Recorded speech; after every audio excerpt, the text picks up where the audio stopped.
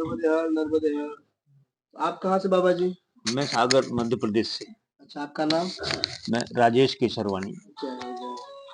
आपका नाम बाबा जी? मैं नरसिंहपुर से राम नारायण। अच्छा, नरसिंहपुर से। राम नारायण जी। आप बाबा जी?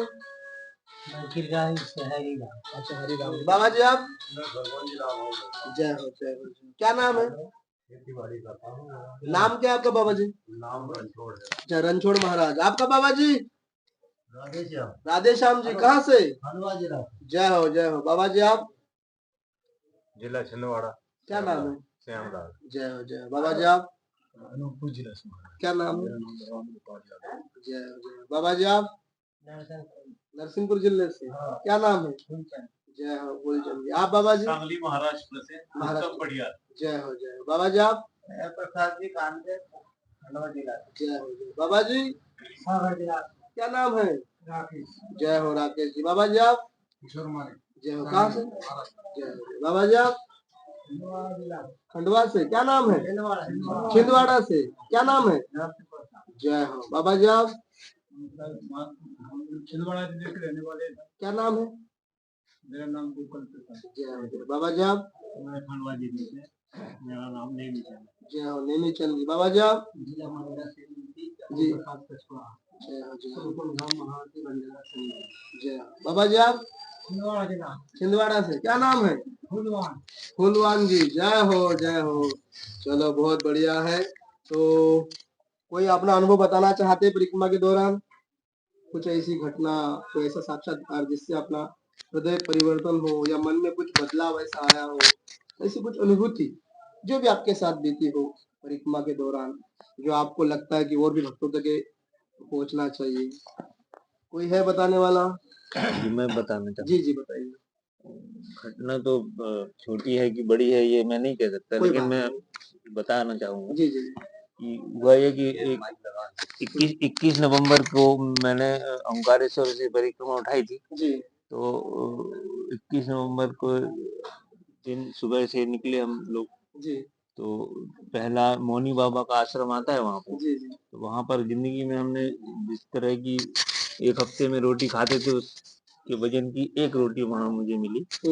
इतनी बड़ी हाँ। मोटी जिंदगी हमने जिंदगी में कभी खाई नहीं थी। जी जी। तो फिर भी भूख लगी थी तो खा ली हमने, और बड़ा अच्छा नहीं लगा मुझे खाने में, लेकिन मैंने खाई हो, भूख लगी थी तो। फिर आगे बढ़ा, वहां से आगे जाके नजर निहाल आश्रम है, वहां भी रुके। तो रात में वहां भी मुझे खिचड़ी मिली जो कि बहुत ज्यादा स्वादिष्ट नहीं थी, तो वो भी मैंने खाई। फिर रात में 3 बजे मुझे इतनी ज्यादा उल्टी हुई, शायद जीवन में जितनी उल्टी हुई थी वो सब एक दिन में हो गई।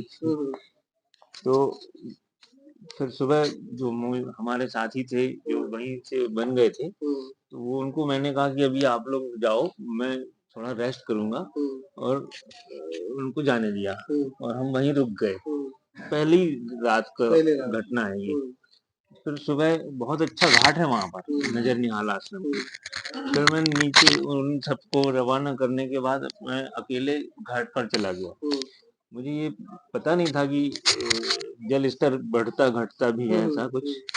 तो हम वहां जाके खूब रोए, और जहां मैं बैठ के रो रहा था वहां पानी आता जा रहा था। तो मुझे लग रहा था कि मैया मेरे आंसू पी रही हैं, उनके आंचल में या उनके पल्लू में हमारे आंसू गिर रहे हैं। तो ऐसा मुझे फील होता। बार बार ऐसा हुआ। तो फिर 1 घंटा 2 घंटा 3 घंटा मैं वहीं रहा, और ये सब चीजें होती रही।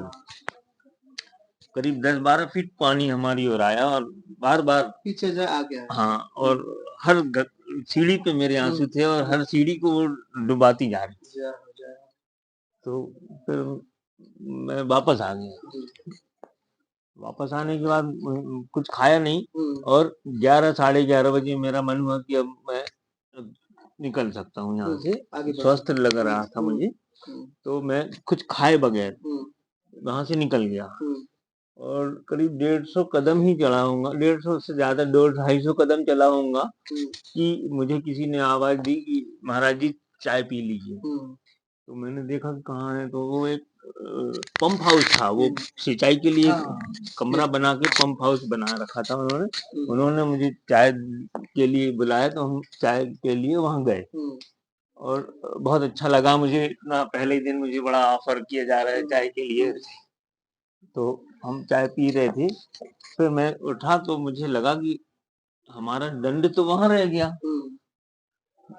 नजर निहाल आश्रम में। तो मैंने अपनी कॉपी निकाली, सील लगाई हुई थी, तो नजर निहाल आश्रम को फोन लगा कि बड़ा कॉन्फिडेंस से कि महाराज मेरा दंड वहां रह गया है और मैं वापस आ नहीं पाऊंगा, क्या आप मुझे वापस यहाँ तक दे सकते हैं? तो वो बोलने लगे, महाराज जिनका नंबर था उसमें, वो बोले मैं तो अजमेर किसी दूसरे शहर कहीं गए हुए थे। हाँ, तो बड़े निराश हो गए हम तो। फिर मैंने उन्हीं से कहा जिन्होंने चाय पिलाई थी कि आप ला दीजिए। तो बोले हम पंप हाउस छोड़ के नहीं जा सकते। तो हमने कहा फिर क्या करें? फिर उतने में 2 आदमी वहां से निकले, हमने उनको भी रिक्वेस्ट की। मुझे चूंकि ये बताया गया था कि लौटना नहीं है, तो उन्होंने भी मना कर दिया और वहां बाप बाजू में दूसरे पंप हाउस में वहां काम करने लगे। हमने फिर से दोबारा उनके पंप हाउस में जाके उनसे निवेदन किया, तो उन्होंने कारण बताया कि हम दोनों ने अभी थोड़ी देर पहले मदिरा पान किया है, आपका दंड मैं नहीं ला सकता। अब मैं उनसे फिर रिक्वेस्ट नहीं कर सकता था, तो मैंने वापस आए और बगैर दंड के अपनी यात्रा शुरू कर दी, जो कि एक आज मुझे कह सकते हैं कि वो एक बड़ा दुस्साहसपूर्ण कदम था कि बिना दंड के कोई इतनी बड़ी यात्रा पर या परिक्रमा पर निकल सकता है। बहरहाल उस समय मैं निकल पड़ा बिना दंड के और 100-150 कदम ही चला होऊंगा और एक ऐसा रास्ता आया जहां से मैं निकल रहा था और एक ऐसा झाड़ियों भरा हुआ गहराई थी, वहां से एक महाराज निकले। इनकी उम्र मुश्किल से 30-35 साल रही होगी और सिर्फ लंगोट पहने हुए थे। उन्होंने वहां से झिर ऊपर आए और हमसे ऐसा बोला, मैं रुक गया। फिर वो वापस वहां पहुंच गए और फिर 1 मिनट में से भी कम समय में फिर वो वापस आए और उनके हाथ में एक दंड था और एक एप्पल, और उन्होंने दोनों चीजें मेरे लिए पकड़ा दी और फिर वापस घुस गए अंदर ही। अब ये दोनों चीजें मेरे लिए इतनी निहायत आवश्यक थी, क्योंकि मैंने रात में उल्टी की थी और सुबह खाया कुछ नहीं था और एप्पल मिल गया जो कि बहुत ही रसीला था, जैसे किसी ने अभी से तोड़ के दिया हो, अभी तोड़ के दिया हो, ऐसा इतना रसीला था। और वो दंड इतना बढ़िया था, और जो मैं दंड खोद दिया था वो इतना कमजोर था, इतना हल्का फुल्का था कि वो मेरे लिए यहाँ तक ला ना सकता था वो दंड। तो वो दंड भी इतना था और स्ट्रांग था, वो मुझे यहाँ तक ले आके आया और वो एप्पल मैंने खाया। ये आपका पहला अनुभव? ये मेरा पहले दिन का। बहुत बढ़िया यार। और कोई अपना अनुभव बताना चाहता है? बाबा जी, आप कुछ बताना चाहते हो? आप बाबा जी कुछ हाँ बताना चाहते तो बताइए, कोई है? नर्मदा जी के किनारे हम आ रहे थे महाराज जी, तो आ रहे थे, आते आते आते एक माने बहुत बुढ़ी रही और श्वेत कपड़ा पहनी थी और डंडा लिए ऐसे माने टेढ़ा उसका कमर थी। और मैं सोचा कि नर्मदा जी है मन में, तो मैं उसके शरण को पकड़ लिया। कहा बेटा छोड़ो छोड़ो छोड़ो छोड़ो कर, मुझे जाने दो, आगे जाना है, अभी टाइम नहीं है मेरे को, जाने दो, ऐसे कहा महाराज। इसके बाद में फिर वो निकल गई, फिर मैं अपना रास्ता पकड़ा। भाई इतना तो मैं उनको तुम बाबा जी बोल रहे, इसमें बोलो तो आवाज अच्छा आएगा। ले लो। नर्मदे है बताइए कुछ अपना अनुभव। जी। मैं ओंकारेश्वर से जब चला तो 12 बजे टोकसर में रोटी खाई मैंने, भोजन किया, भोग लग। वहां से चला पहला गांव जो आया टोकसर से, गांव बाहर ही मेरे कुत्ते ने काट खाया। कुत्ती अचानक आ गई, भूखी नहीं उकी नहीं कुछ नहीं, गांव बाहर पुलिया के पास, और उसने यहाँ थोड़ा सा काटा, थोड़ा सा खून का रेशा निकला। वहां से गांव में से हम बाहर निकले तो मैंने जितने ऐसे साथी थे सब साथ में उनको बोला, मैंने कहा मेरे को कुत्ते ने काट खाया। तो एक कहा था कि वहाँ एक माताराम थी मेरे पास, चलती थी वो भी साथ में, तो कि मेरे को दिखे नहीं। मैंने कहा वो काट को वापस चले गई, आगे नहीं गए, ऐसी काटी मेरे को और ऐसे वापस, भूखी होगी कुछ नहीं, काट के निकल गई। बिल्कुल काट के निकल गई। हाँ, अब मैंने वहां से विचार किया, आया तो उन्होंने मेरे को चूना लगा दिया हाँ, पाँव में साथियों थे, बुजुर्ग आदमी थे, एक चूना लगा लो कहीं कुछ नहीं होगा। अब मैंने चूना लगाया तो कहीं आगे चले गई। आगे हम गए, एक गांव में रुके शाम को आश्रम पे। वहां बोला आश्रम वाले ने कहा कहाँ काट का, यहाँ चलो कहीं कि मैं ले चलता हूँ डॉक्टर। मंगाया तो टिटनेस का इंजेक्शन लगवाया। वो जो लगता है वो इंजेक्शन नहीं लगाया, वो सरकारी में मिलता है। वहां से गया तो मैंने कहा अब कहाँ लगेगा, कहाँ मिलेगा, कोई देखा हुआ नहीं। तो ब्राह्मण घाट पे हम गए, ब्राह्मण गांव है ना घाट, हाँ, वहां जाके नर्मदा में नहाया मैं। वहां मैंने अपने आप विचार किया, मैंने कहा आगे क्या होगा, कहाँ गांव है, कहाँ लगेगा। छोटी अस्पताल मिलता नहीं है इंजेक्शन, तो मैं छोटे अस्पताल में ब्राह्मण गांव में गया तो उन्होंने मेरे सलाह बोला था कि दादा कि आप तुम वहां जाओ दवा। तो मैंने कहा यहाँ दवा तो 5 किलोमीटर वहां इंजेक्शन मिलेगा। मैंने ठीक है, मैंने साथियों को छोड़ा, नहाया धोया, पूजा पाठ करी वहाँ ब्राह्मण घाट पे। वहां से गया दवा में, वहां गया सरकारी अस्पताल में, तो डॉक्टर ने बोला कि यहाँ इंजेक्शन नहीं है, अजंता में मिलेगा, अजंता है ना, वहां मिलेगा। कि मेरे को फिर मैंने कहा अंजड़ है, अंजड़ अंजड़ वहां मिलेगा। तो वो एक मैडम थी बेचारी, आज जो कुर्सी पे बैठती, बाबा कही कि रोको, कही कि मैं अभी फोन लगाती हूँ, कही कि एजेंट में है कि नहीं इंजेक्शन, वहां नहीं होगा ना तुम डायरेक्ट कहीं बड़वानी जाना, कही हाँ बड़वानी वहां लगे, कही कि अजेंटा में है कि नहीं। मेरी ड्यूटी वही थी, तो मैं यहाँ आ गई, मैं पूछती हूँ। उसने पूछा कि हाँ है इंजेक्शन, तो कही कि बाबा एक काम करो, तुम पैदल छोड़ो थोड़ी देर के लिए, अब बस पे बैठ जाओ। तुम बस पे बैठा, अजंता गया, वहां इंजेक्शन लगाया, पहला इंजेक्शन वहां लगा। वहां से गया, फिर तारीख दिख दी, 4 इंजेक्शन आते हैं, तो उनने तारीख लिख को दी। तो दूसरी तारीख में आप बड़वानी में, वहां उनसे भी मैंने सलाह ली सब। डॉक्टर खाना खा रहा था, मैं बैठ गया दूर कुर्सी पे। वहां से डॉक्टर मेरे पास गए, क्या होगा बाबा, कहे कि तू, मैंने कहा कुत्ते ने, चलो आओ गए इंजेक्शन लगवाओ। वहां लगा, बड़वानी गया, वहां भी मैडम और आगे साथ में। मैंने कागज दिया उनको, वो कागज पे सब देख लेती है, सब फाइल देते रहे। वहां से लगवाया, फिर वहां से जंगल लगा। मैं कि आप कहाँ लगवाना, तो साथी उनसे थे, पूछे भी मैंने, तो कही बाबा, कही कि वो तो 8 दिन की वो है यात्रा है, और इंजेक्शन लगना था 5 तारीख को, तो फिर क्या करें। तो हम गए, धीरे धीरे धीरे धीरे गए, पर 2 रोज लेट हो गए हम। वो तारीख 3 को लगना था, जो 5 को लगा। हाँ, कहाँ लगाओ? वो लगा धनवाड़, वो धड़गांव, धड़गांव, हाँ महाराष्ट्र में, हमारे धड़गांव लगा। और वहां से चला फिर 24 तारीख का एक इंजेक्शन, वहां 3 तारीख का लगा, फिर उसके बाद 24 तारीख का।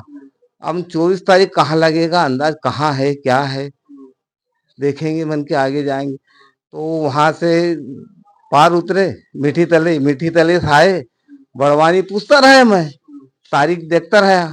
तो मैं 22-21 तारीख को वहां गया भड़ूद में, हाँ, वो कामनाथ आश्रम पे वहां गया। तो वहां मैं 2 रोज रुका। मैंने वहां, आप जैसे बाबा थे वहां के, तो उनको बोला कहाँ काटा, कहीं मैंने वहां काटा, ऐसा ऐसा उनको भी सब बताया मैंने। रुको गई कि है 4 रोज की, तुमको 4 रोज रुकना पड़ेगा। हाँ, मैं 4 रोज रुका वहां। अब मेरी तारीख 24 आई, मैंने इंजेक्शन 24 तारीख से पहले मैंने उनको बोला था, तो उन्होंने कहा यहाँ एक धागा बांधता है, तो वो धागा ये उन्होंने आगे रह के बंधवाया मेरे को, यही रुक हो गई। तो हाँ, 24 तारीख को भी वहां से मेरे को, वहां की जो कर्मचारी थे, उधर मोटरसाइकिल बैठा कर लोग इंजेक्शन लगवाया 24 तारीख आखिरी। वहां से आया, बाबा ने मेरे से पूछा इनको इंजेक्शन लगवाया, तो कहीं यहाँ लगवा दी। उनके हो गए बाबा 4 इंजेक्शन की बोला था डॉक्टर साहब ने, हो गए 4, यही रुको गई 4 रोज। तो वो 5-6 रोज वही रुका। ये हकीकत मेरे ऊपर ये बीती है। अभी कोई परेशानी नहीं है? नहीं, कोई परेशानी नहीं, ये घुटना एक्सीडेंट था, ये दुख नहीं रहा। अब आगे मैया जाने की, यहाँ से आगे मैया जाने की, अब जो भी हो। नर्मदे हर। और कोई अनुभव बताना चाहता है बाबा जी? कोई है? आप बताना चाहते हो बाबा जी? कोई नहीं, ठीक। नर्मदा, हाँ चलो कोई बात नहीं, अधूरा पूरा एक नर्मदा माता की कहानी है। नर्मदे हर। बचपन से मुझे एक अलग विद्या कह सकते हैं या कुछ थी।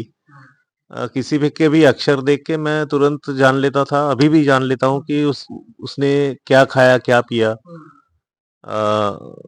अगर खून किया तो कैसे किया, ये सब मैं जान लेता हूँ।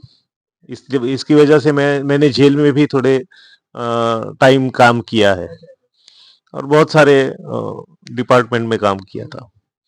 मगर ये क्यों हो रहा है ये मेरे को पता नहीं था। ये सवाल लेके आया था मैं कि मेरे साथ ही क्यों हो रहा है ये, क्या जरूरत है ये सब जानने की। थोड़े बहुत सवाल के जवाब मिल रहे हैं। हाँ, थोड़े बहुत बाकी है, तो परिक्रमा में शायद मिल जाएंगे। यही आपका एक प्रश्न था। हाँ, यही प्रश्न लेके आया था मैं बस। नर्मदे नर्मदे हर। नर्मदे नर्मदे हर।